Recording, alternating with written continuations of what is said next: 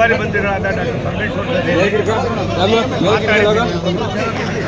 ಮಾತಾಡೋ ಜೊತೆಯಲ್ಲಿ ವಾಸ್ತವಾಂಶ ಏನಿದೆ ಅದು ಮಾಡಿ ಅಂತ ಹೇಳಿದ್ದೀನಿ. ತಾಂತ್ರಿಕ ಸಮಿತಿಯನ್ನು ಮಾಡಿದ್ದೀವಿ. ಅದರ ವರದಿ ಬಂದ ಮೇಲೆ ನಿಮ್ಮನ್ನೆಲ್ಲ ಕರೆದು ಚರ್ಚೆ ಮಾಡ್ತೀವಿ ಅಂತ ಹೇಳಿದ್ದಾರೆ. ಅಲ್ಲಿವರೆಗೂ ಕೆಲಸನ ಸ್ಥಗಿತಗೊಳಿಸಿ ಅಂತ ವಿನಂತಿ ಮಾಡಿದ್ದೀವಿ. ಅದು ಏನು ಮಾಡಿದ್ದಾರೆ ನನಗಿದು ಮಾಹಿತಿ ಇಲ್ಲ. ದಿನ ಇದೆ. ಈ 3 ದಿನದಲ್ಲಿ ಶುಕ್ರವಾರ ನಾನು ನನ್ನ ಇಲಾಖೆಯ ಇನ್ಸ್ಪೆಕ್ಷನ್ನು ಮತ್ತೊಂದು ನನಗೆ 5-6 ರಾಜ್ಯಗಳು ಕೊಟ್ಟಿರೋದ್ರಿಂದ ಅಲ್ಲಿ ಹೋಗ್ತೀನಿ.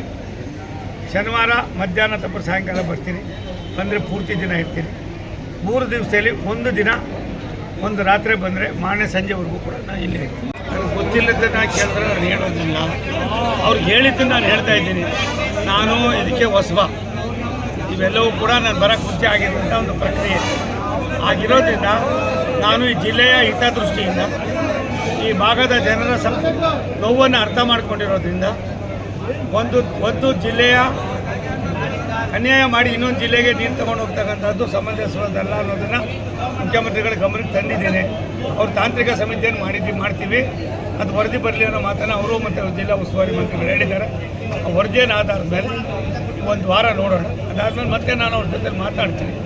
ಆಮೇಲೆ ಕಾನೂನು ಚೌಕಟ್ಟಿನಲ್ಲಿ ಏನು ಮಾಡಬೇಕು ಅಂತ ಯೋಚನೆ ಮಾಡ್ತೀನಿ.